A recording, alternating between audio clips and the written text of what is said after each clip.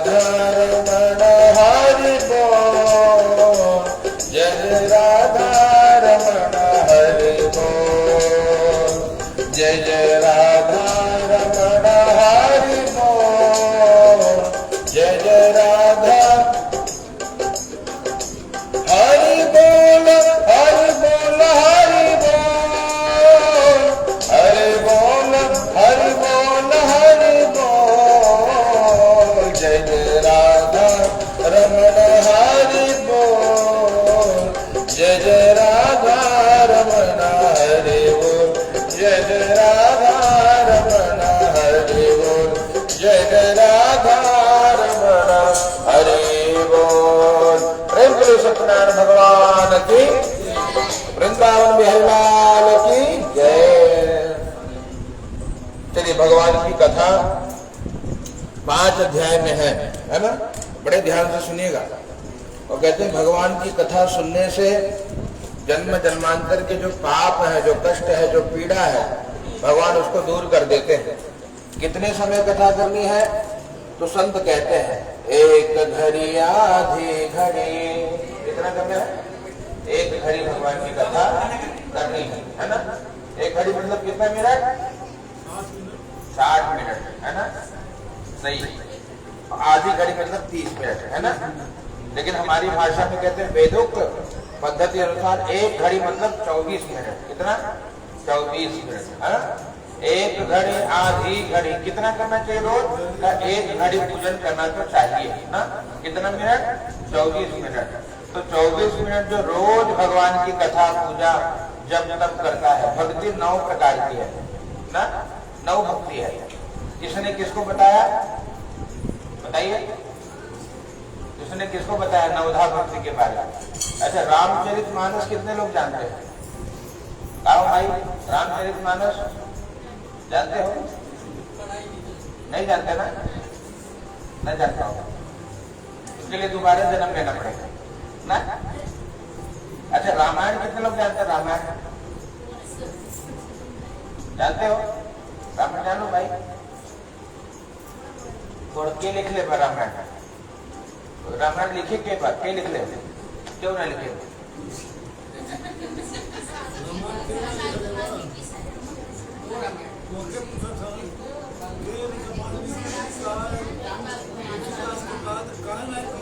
देखा, अब यहाँ बाबूजी बताएंगे। अच्छा बताइए बाबूजी, अब देखिए बाबूजी तो बात करेंगे तब कथा बढ़ेगी। रामचरितमानस किसने लिखा? तुलसीदास जी ने। और रामायण?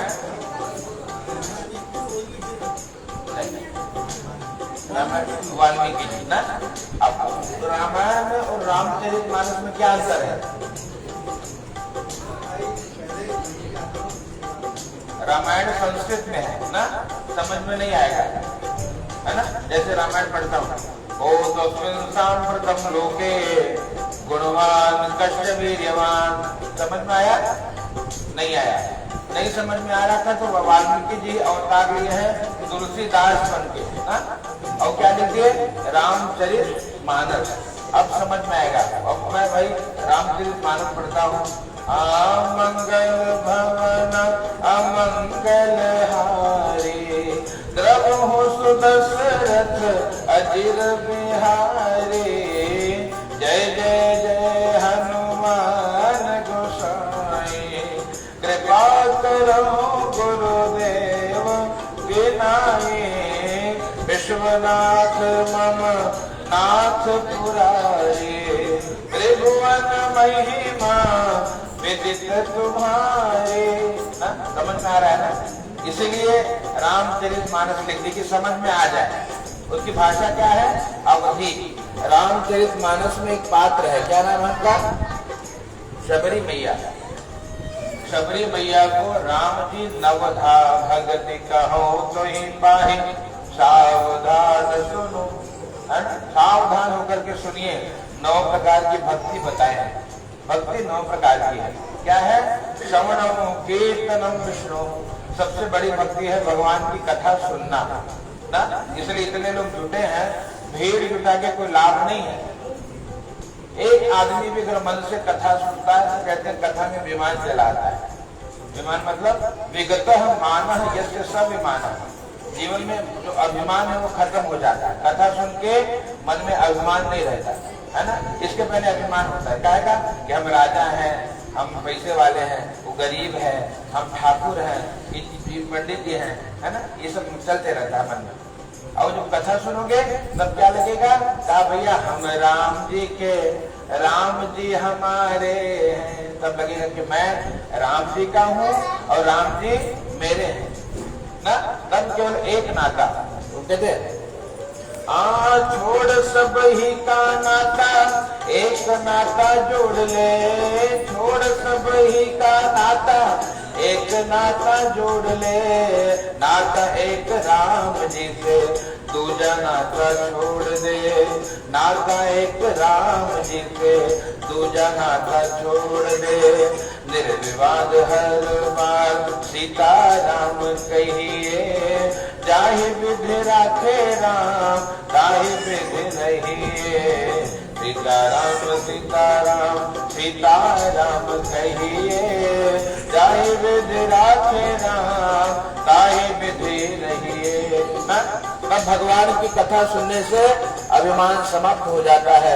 ऐसी भगवान की कथा प्रारंभ हुई है। पुराण है 18 पुराणों में से पुराण है स्कंद पुराण, और स्कंद पुराण में भगवान की कथा 5 अध्याय में है। जो भाव से भगवान की कथा सुनता है भगवान उसका कल्याण करते हैं। भगवान की कथा प्रारंभ हुई नैमिषारण्य में। 88,000 ऋषि मुनि विचार करते हैं, जब घोर कलयुग आएगा तो सब दुखी होंगे ना। कलयुग में सब दुखी है बाबा, है? कोई तन दुखी, कोई मन दुखी, कोई धन बिनु रहत उदास। कोई तन से दुखी है, कमर में दर्द है ना, घुटना में दर्द है, कमर में, शरीर बूढ़ा हो रहा है, किसी को शारीरिक बीमारी, और कोई मन से दुखी है, और कोई धन के बिना दुखी है। सारा संसार दुखी है भैया। इसलिए दुखों को दूर करने के लिए कहा भगवान की कथा है। इसलिए संत गाते हैं, इसे श्रवण कर मिट जाती है, इसे श्रवण कर मिट जाती 100 जन्म जन्म की व्यथा। हो जय सत्य नारायण कथा, हो जय जय सत्य नारायण कथा, जय जय सत्य नारायण कथा, हो जय श्री सत्य नारायण कथा। जन्म जन्म की व्यथा दूर हो जाती है। ऐसी भगवान के दिव्य सत्यनारायण की कथा 5 अध्याय में है भैया।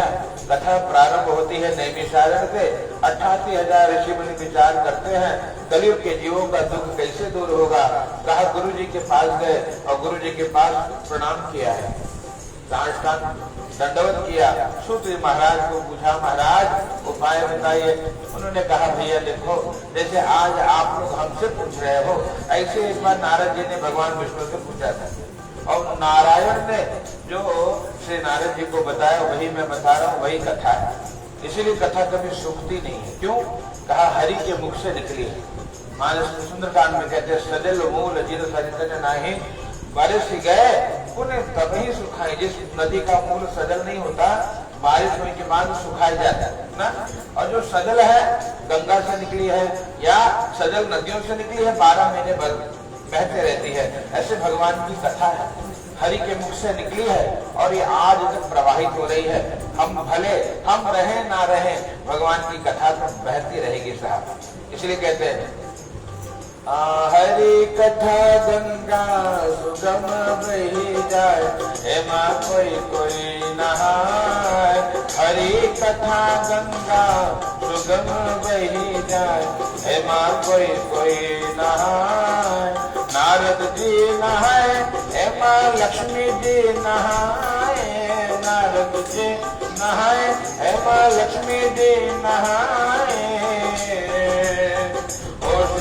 सूत जी नहाए, एमा कथवा सुनाए, एमा सब क्यों नहाए।